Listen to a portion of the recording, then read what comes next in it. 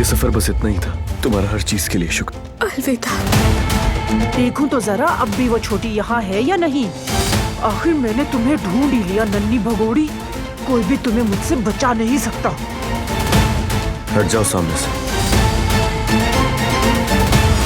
हमारी family lunch पर जा रही है, तुम भी चलो हमारे साथ। तुम्हारे चलने से मुझे खुशी हुई। चलिए चलते हैं। मैंने सिर्फ अपनी फैमिली के लिए वो जगह रिजर्व की थी।